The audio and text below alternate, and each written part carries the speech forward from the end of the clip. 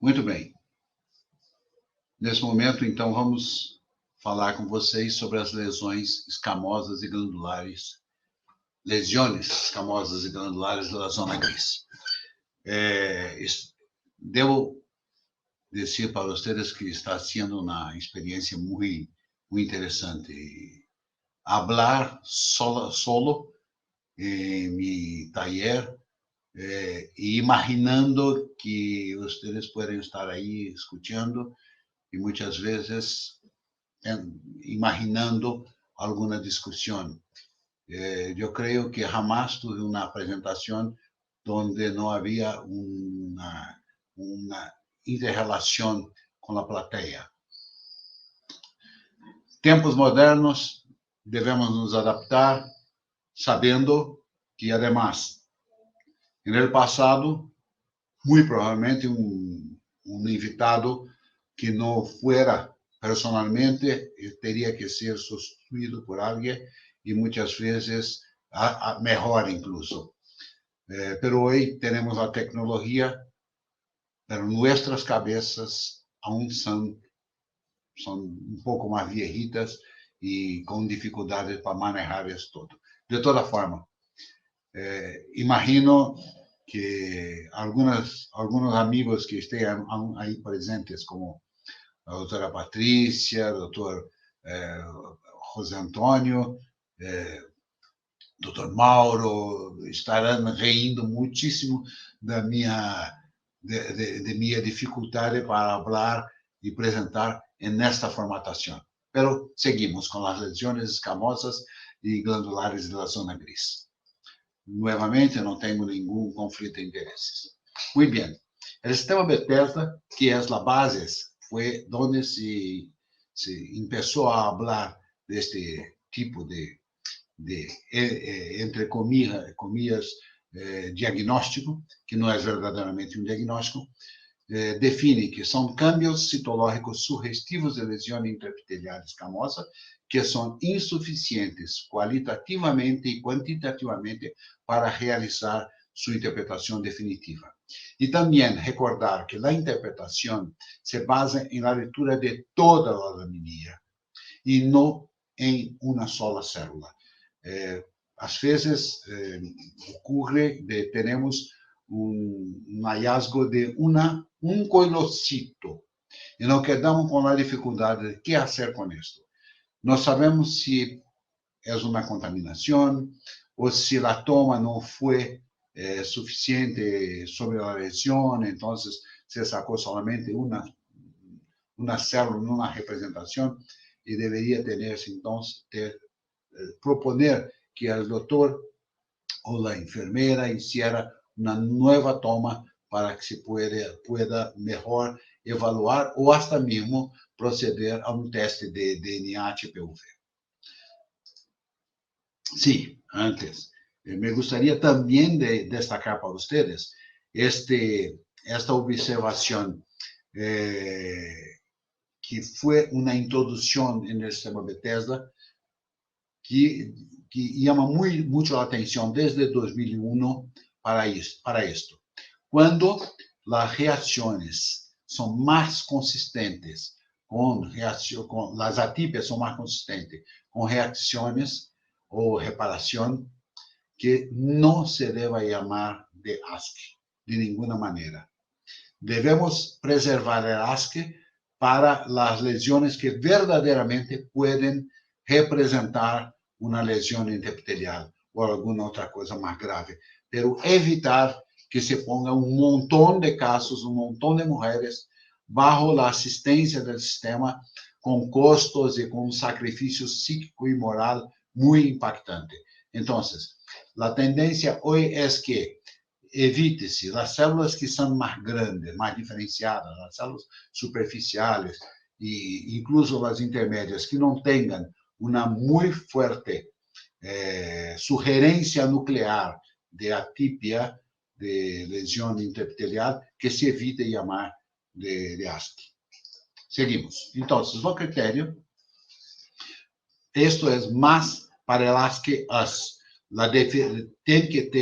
Há que ter uma diferenciação escamosa, el aumento de la área nuclear, la hipercromasia mínima, la cromatina em grumos finos, la cromatina difuminada, la multinucleação, e pode haver paraqueratoses ou halos, que às vezes se parecem com como se fueran um pequeno agujero, pero verdadeiramente não é. São halos. E, para recordar, o núcleo deve ser de 2,5 a 3 vezes mais grande que o núcleo normal daquela célula, daquele tipo de célula. Muito bem, então temos aqui, miren, uma célula que por el tamaño sería una célula superficial y con un núcleo grande aumentado. La relación núcleo-citoplasmática está aumentada, pero no tanto porque la citoplasma también está grande. Y aquí tenemos incluso una célula con un núcleo más hipercromático y con un citoplasma muy denso, que es una pré-diceratosis. De este otro lado, tenemos los núcleos grandes y la cromatina muy poco bien distribuida, pero con muchos pocos gránulos y a veces incluso un poco más pálida. Aquí tenemos esta célula grande, con un núcleo también grande, y estas células más hipercromáticas, los núcleos no están grandes. En este caso, tenemos verdaderamente una paraqueratosis. Y es decir, que esto por sí no debe ser clasificado como ASCII, pero debemos imaginar que por debajo de este epitélio puede tener alguna cosa, algún sustrato de una lesión más grave. Por lo tanto, debemos llamar la atención por la paraqueratosis. Outras imágenes com diferentes ejemplos. Esta demonstrando um núcleo muito difuminado. Esta que se chama a cromatina difuminada. Este núcleo um pouco irregular. Este também se pode comparar como está muito mais grande, muito aumentado em relação a estes outros. E aqui algumas células com núcleos mais hipercromáticos. Muito bem, os diagnósticos diferenciais que temos em nosso diário são cambios celulares benignos associados à inflamação. E vocês vão se recordar que já na outra apresentação chamei a atenção para os cambios por la candidíase. A candidíase produz cambios muitíssimas vezes muito similares a los cambios del ascus e incluso de lesão interepitelial de baixo grado. E às vezes teremos tanta dificuldade que uno pide uma reação de NA-HPV e se surpreende com a negatividade que vinha depois e com o desaparecimento total das lesões depois do tratamento para o hongo.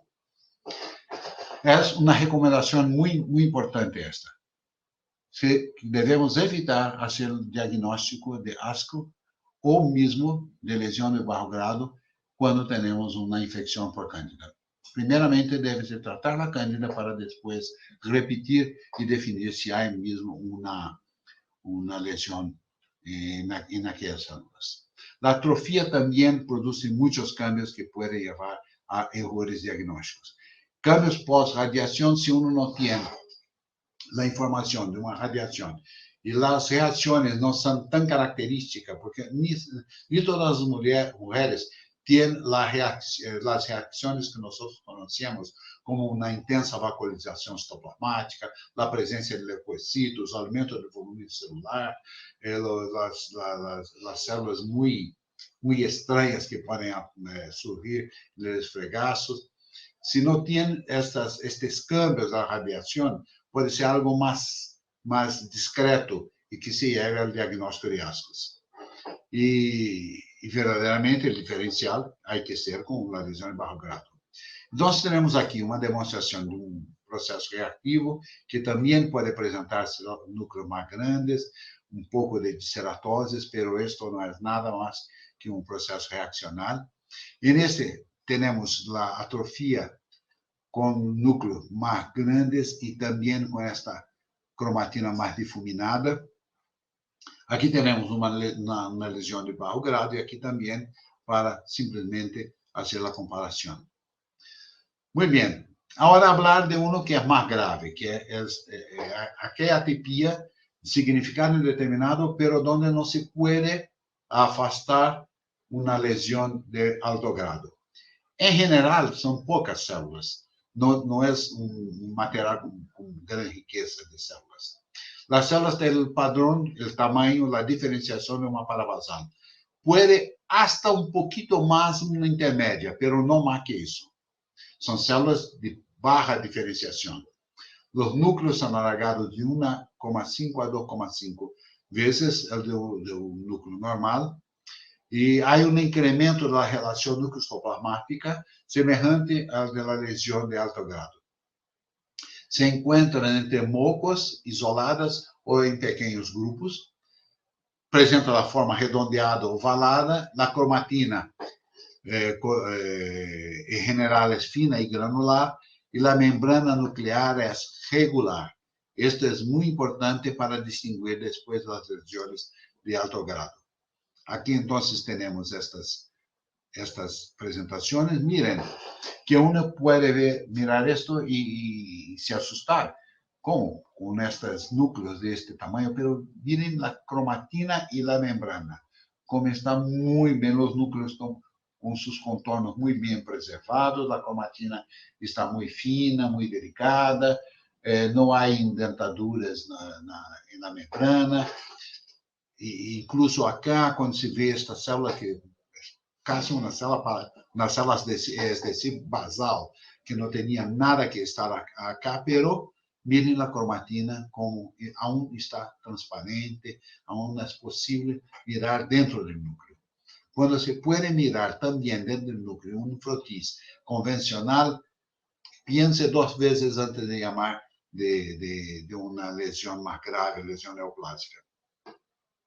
Aquí, en medio líquido, se puede ver, estos dos casos son medio líquido, se puede ver una célula, que esta es una isolada, pero hay otras en el material seguramente, y que el núcleo muestra indentaduras como estas, y una cromatina que ya empieza a presentar algunos grumos, alguna irregularidad de su distribución. En estas de aquí, en esta tenemos una binucleación, esta con indentadura, y estas no serían nada de más, pero estas y estas sí caracterizan el ASCII-H. Lo mismo que ya demostramos, aquí tenemos, miren que esto es interesante, que muchas veces tenemos esa dificultad. Como estas células se asemejan muchísimo a células glandulares. Esta forma más como que colunar, pero miren que no hay cómo distinguir. Es como si fuera un sincicio. Estas células son, en verdad, células escamosas. Y el núcleo presenta una cromatina más gruesa. Aquí tenemos un nucleolo. Y miren cómo alrededor no se puede ver el límite. No se ve el límite celular. En el interior, tal vez un poquito acá, pero en general no se ve. Y hay hemácias por acá, algunos recursitos, y este fondo más fibrinoide, como llamamos. Esto muy probablemente sea un reparo con alguna atipia. Hay que seguir antes de clasificar como una lesión más grave. Estas otras imágenes también son clasificadas como ASCII-H por los núcleos aumentados, pero miren que la cromatina aún está muy bien distribuida. Y las células siempre son células de intermedia para abajo. Lo mismo acá se ve esos núcleos más grandes, algunas indentaduras, algunas irregularidades, esto caracterizando entonces HH. Aquí están otros ejemplos, como se puede ver. Y aquí una comparación para recordar que es una metaplasia que está clasificada en la literatura que me fue presentada esto como imatura. Pero a mí me parece mucho más una metaplasia matura, porque los citoplasmas ya están más grandes, más densos. Esto claramente es una célula escamosa, aún que no tan diferenciada como una célula superficial, pero está como una célula intermediária. Então, para mim, é mais matura. Esta que llaman de matura, e aqui. Miren que há núcleo muito grande e uma cromatina um pouco difuminada, pero este material tem defecto de fijação e é caso de secamento que pode levar ao diagnóstico equivocado de NASC-H. Aqui, na metaplasia, já melhor caracterizada como matura, e aqui uma lesão de alto grado. Isto é para comparar, para ver como é diferente, como é distinto o alto grado das outras lesões de atipia de significado indeterminado.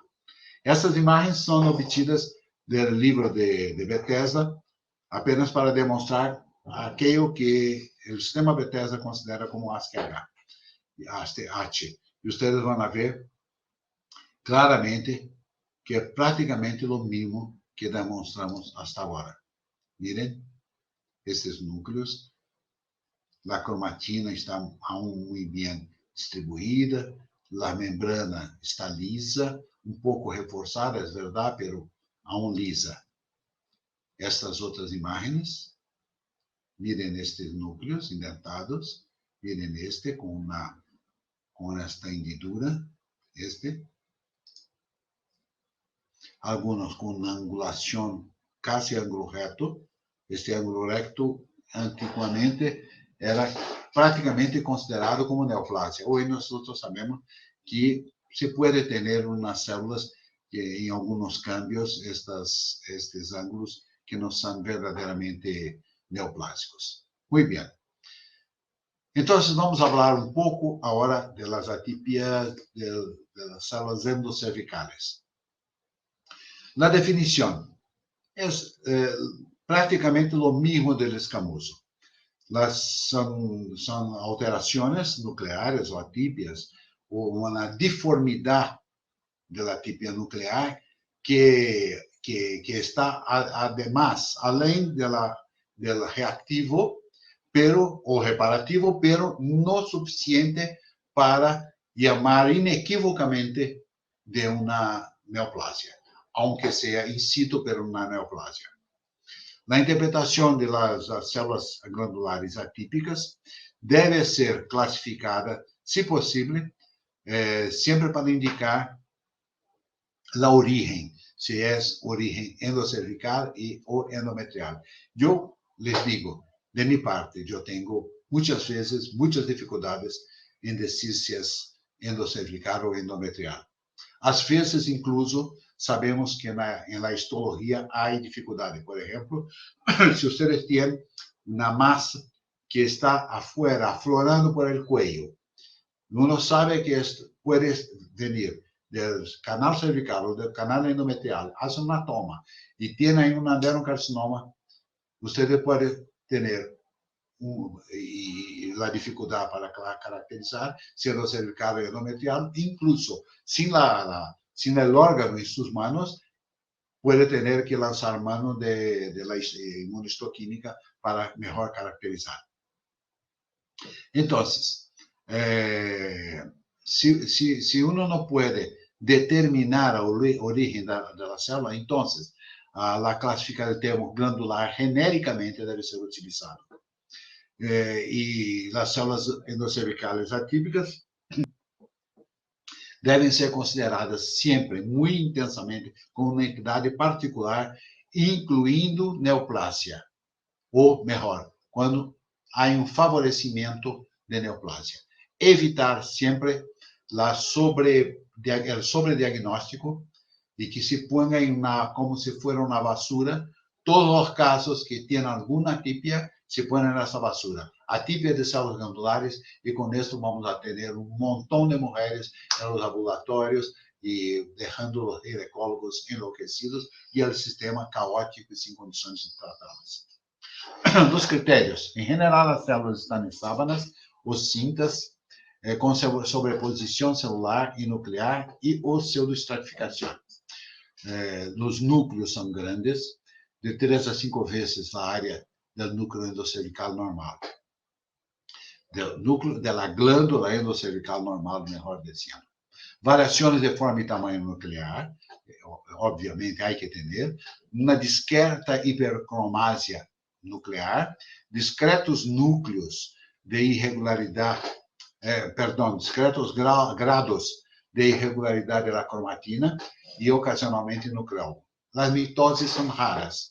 E o citoplasma pode ser muito abundante, mas a relação núcleo-citoplasmática está aumentada. É decir, o núcleo está mais grande do que seria o citoplasma para este tamanho de núcleo. E os bordos celulares são distinguidos, são distintos. Muito bem. Então, teremos aqui três casos onde se pode ver muito bem três distintas situações que podem levar à dificuldade de diagnóstico. Por exemplo, esta é uma das mais frequentes, que é a hiperplasia de células de reserva. Incluso, se pode ver uma mitose acá. Na mitose, neste caso, pode ajudar para dizer, não, este é um epitélio que está proliferando muitíssimo, e isso é um processo hiperplásico. Você vê como as células são chiquitas, o núcleo tem uma cromatina um pouco ativada, pero bem distribuída, e, em geral, está cerca de células glandulares. Aqui você pode ver que aonde temos uma célula glandular junto a isto, que nos dá mais tranquilidade para dizer que é uma hiperplasia de células de reserva. E neste ponto, temos esses núcleos mais negros, mais hipercromáticos, que muitas vezes nos traz algum problema de interpretação, pero se vê muito bem acá, na barra terminal e os cílios, que caracterizam, então, a metaplasia tubal. E nessa imagem, temos essas figuras que nós, em princípio, imaginei que esta senhora fuera uma usuária de DIU, pero não hacía uso de DIU e tinha uma idade já um pouco mais adelantada, mais grande, pero tinha estas células. E eu me imaginara que poderia ser. Talvez macrófagos. E neste caso, sim, pode ser.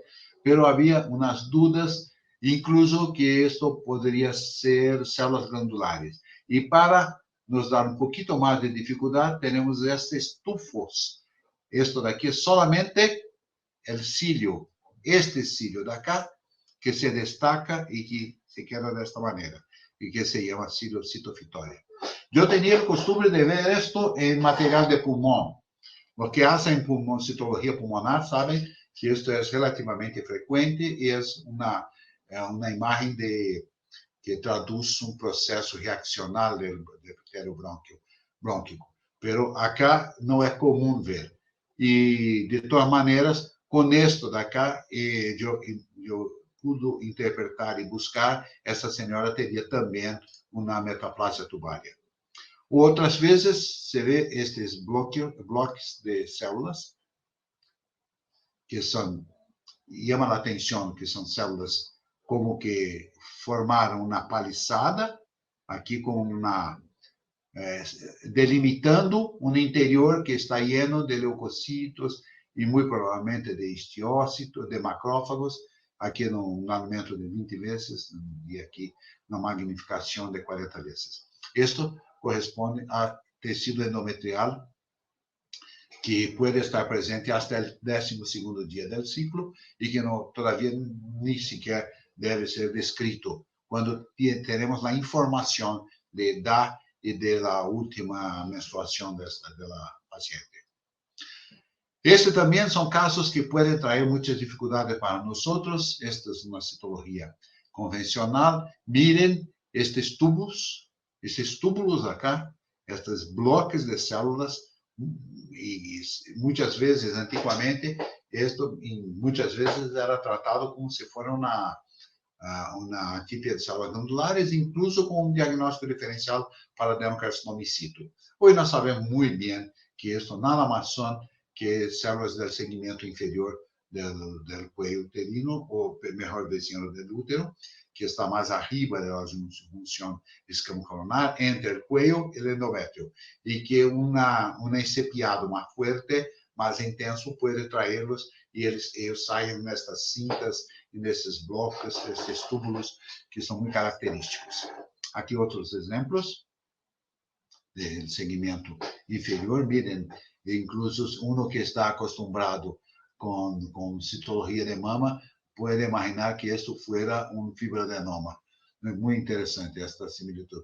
O incluso, en este caso, en esta magnificación de Malejo, pensar en un carcinoma tubular de mama. Pero no es carcinoma, esta es normal, solamente el segmento inferior del útero. Es importante también muchas veces identificar la presencia de este parasita, de esta bacteria, que es la Actinomyces, con sus cuerpos aracnoides tan típicos. Se puede ver, y ustedes creo que ya lo conocen muy bien, porque si uno tiene alteraciones que recuerdan el efecto o la reacción al DIU, no tiene la historia, pero tiene Actinomyces, uno puede decir para el doctor, tú olvidaste de contarme toda la historia. Esta paciente es portadora de DIU y tiene que sacarlo, porque el DIU, que ya está ahí hace mucho tiempo, llamamos en portugués cobre. Yo no sé cómo llaman, sé que es cúpulon, pero es el DIU de este metal que mucho fácilmente, después de 5 o 6 años, puede ser sitio de proliferación de Actinomyces. Incluso puede promover endometritis y hasta mismo está descrito en la literatura septicemias y muerte. Muy bien, vemos también estos elementos que están aquí.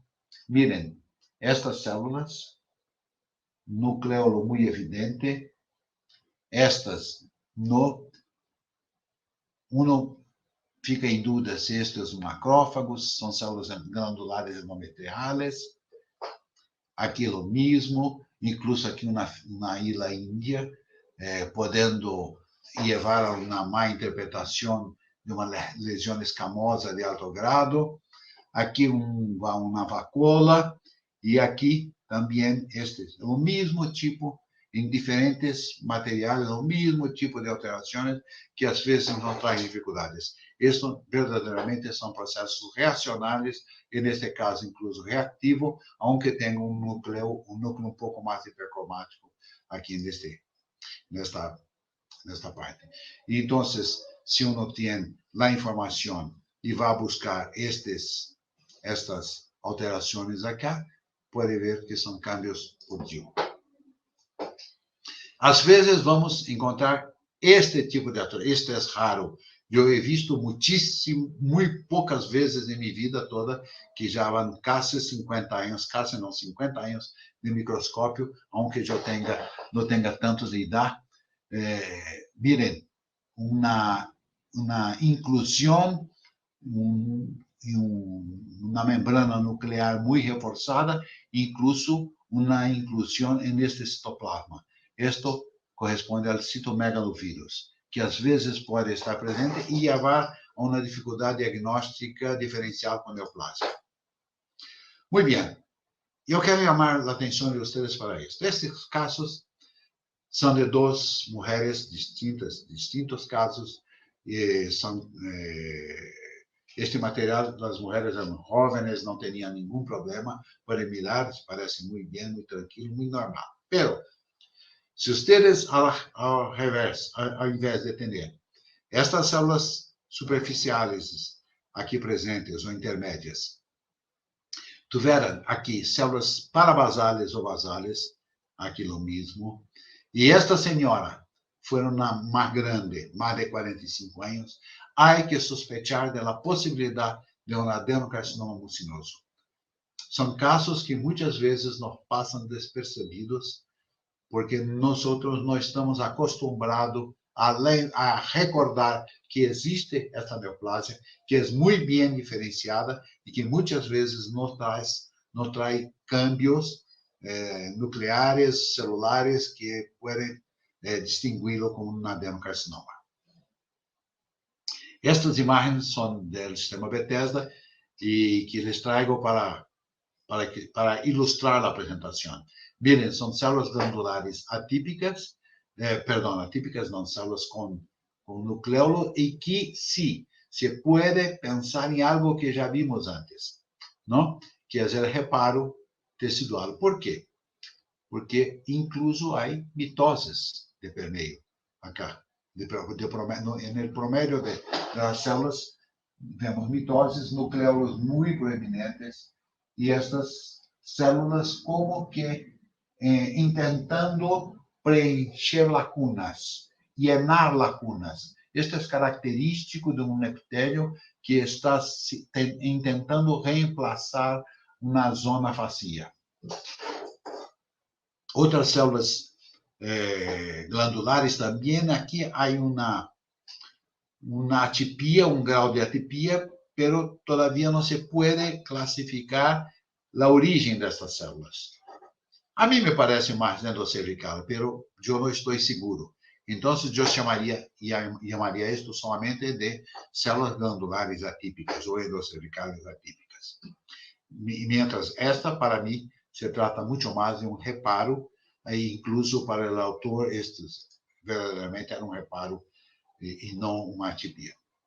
E neste caso, temos a história de tratar-se de uma mulher que teve uma terapia por uma radioterapia ionizante, e se pode ver, então, esses cambios que são muito assustadores, células muito grandes, outras mais chicas, esta anisocariose muito expressiva, a presença de, provavelmente, cromocentro, talvez nucleolo, talvez aqui também no cromocentro, e temos essas anisocitoses também. Pero esto temos a história. É uma atípia, pero sabemos a origem. Por lo tanto, não vamos chamar de atípia de células glandulares, pero sim de atípia provavelmente de origem por radiação ionizante. Aqui temos este grupamento de células com sobreposição. E aqui, então, já nos quedamos um pouco mais preocupados, porque este crossing, esta sobreposição de núcleos de distintos tamanhos, como esse, aunque a cromatina não esteja tão transformada, tão cambiada, devemos chamar isto de atipia de células glandulares. Este caso, posteriormente, teve como diagnóstico uma lesão de alto grado, pero não está representada acá. E o que temos o costume de ver são casos de lesão de alto grado que estão adentro do canal, que comprometem o tecido glandular e que produzem cambios nas células glandulares adjacentes à neoplasia. E, às vezes, já tive a oportunidade de, a partir da percepção de células glandulares com algumas atipias, pero insuficiente para chamar neoplasia, buscar mais, fazer uma búsqueda por todo o protis e, ao final, encontrar células que me caracterizaram lesões de alto grado. Outras imagens, miren como há uma grande sobreposição, imagens que parecem sinciciales incluso, tanta sobreposição, não se pode ver os limites das células, e se pode ver muito claramente a presença de esses pequenos nucleolos que estão aqui. Este caso, não só chamamos de uma atipia de células glandulares, como desde a citologia já podemos sugerir que se haga mais estudos e talvez incluso biópsia. Neste caso, se hicieron uma biópsia e teve a demonstração de tratar-se de uma lesão de alto grado. E havia extensão para as criptas cervicales. Miren, o único acá que me haria pensar na possibilidade de extensão glandular era este conglomerado e este aspecto mais incisional, que assim se quedam as células que estão apertadas, como que consumidas lá dentro da cripta. E assim sai. Outras imagens, esta de células glandulares, pero miren que acá la sobreposición, no hay grandes transformaciones, grandes cambios de los núcleos, pero acá se puede ver un feathering ya muy bien demostrado. Y esto es una fuerte sugerencia de tratarse de un adenocarcinoma in situ. Nuevamente, este aspecto de palizada, pero con sobreposición, la cromatina, núcleos muy grandotes, como que en cigarro, en charuto, como se dice cigarro,